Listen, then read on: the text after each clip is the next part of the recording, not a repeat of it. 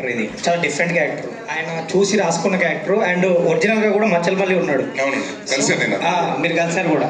So ఈ క్యారెక్టర్లోకి వెళ్ళడానికి కానీ ఇది లోపలికి వెళ్ళడానికి టైం పట్టిందా మీకు, లేదంటే అతన్ని స్టడీ చేశాక కొంచెం అంటే బిహేవియర్ ఇంపార్టెంట్ కదా ఈ క్యారెక్టర్కి? లేదు, అంటే నేను అతను మచ్చలమల్లి అన్న ఒక క్యారెక్టర్ ఉందని తెలుసు, దాన్ని ఇన్స్పిరేషన్ తీసుకుని అతను చేసిన అంటే ఇన్స్టెన్స్ ఏంటి ఆ లైఫ్లో అతను చేసుకున్న ఎన్ని నన్ను కథగా చెప్పారండి.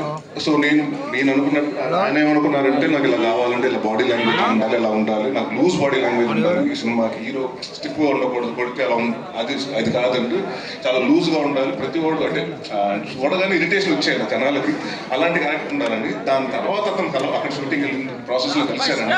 చూస్తే షాక్ ఏంటంటే అతను ఇంటే ఉన్నాడు.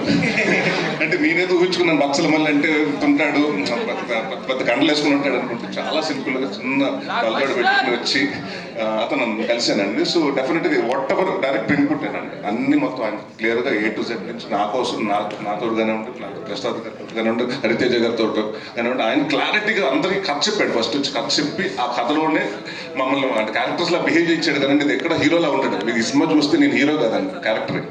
తను ఎలా ఫీల్ అయ్యాడు అంటే తను కలిసానన్నారు కదా మచ్చలమల్లి, వచ్చినప్పుడు ఏమన్నాడు?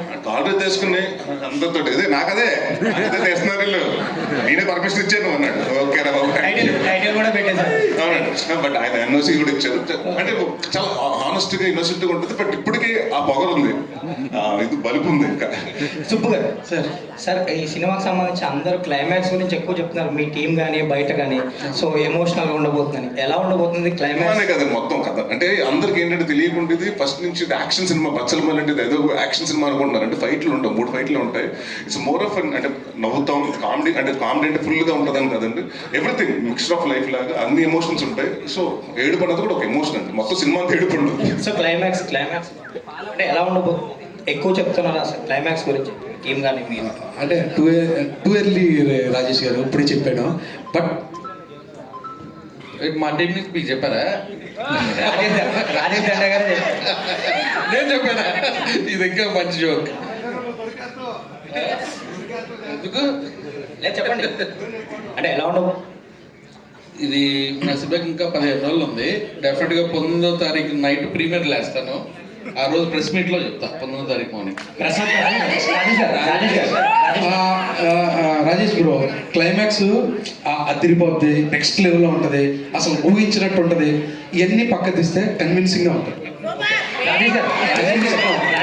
కన్వీనియంట్గా ఉంటుంది, కన్విన్సింగ్గా ఉంటుంది. రాజేష్ గారు అండ్ మీరు ఈ సినిమాతో పాటు మజాకా కూడా సంక్రాంతికి అనౌన్స్ చేశారు. బట్ ఇప్పుడు సిచ్యువేషన్ చూస్తే వచ్చేటట్లేదు ఆ సినిమా. సో ఎప్పుడు ప్లాన్ చేస్తున్నారు, ఎప్పుడు ఉండొచ్చు ఆ సినిమా కూడా? ఇంకా సంక్రాంతికి రావాలా వద్దన్నది ఇంకా తెలియదు. 12 రోజులు ట్యాక్సీ ఉంది, అందుబాటు అయిపోతే జనవరి 14 రిలీజ్ ప్లాన్ ఉంది. ప్రసాద్ బెహ్రా గారు, రాజేష్ గారు అయితే గ్లిమ్స్ ప్రసాద్ పెళ్లివారం మండితో యూట్యూబ్ని షేక్ చేశారు, కమిటీ కుర్రాళ్ళతో థియేటర్స్ని షేక్ చేశారు, అండ్ మల్లితో అదే రేంజ్లో యూత్ని అండ్ ఫ్యామిలీ ఆడియన్స్ని ఎంటర్టైన్ చేయబోతున్నారా, లేదంటే ఇందులో ఎలా ఉండబోతుందని? ఫస్ట్ మీరు యూత్ అన్నారు, థ్యాంక్స్ అండి. నాతో పాటు ఇంకొక అతను ఉన్నారు, వైవ హర్ష అని. సో కామెడీ కూడా బాగానే ఉంటుంది సార్. సో రాజేష్ దండ గారు, ప్రసాద్ గారు, గ్లిమ్స్లో మీరు యాక్చువల్గా ఇక్కడ అయ్యా మీకు ఏం చూస్తుంటే కేకలు ఏంటంటే మీకు ఒక స్టార్ హీరోకి వచ్చిన క్రీమ్ లాగా అనిపిస్తుంది.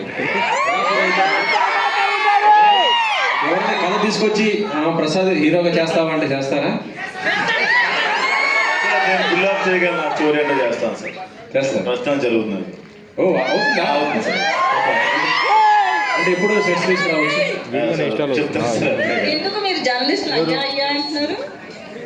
పెద్దవారు కదండి, లైక్ తీసుకున్నారు. అబ్బా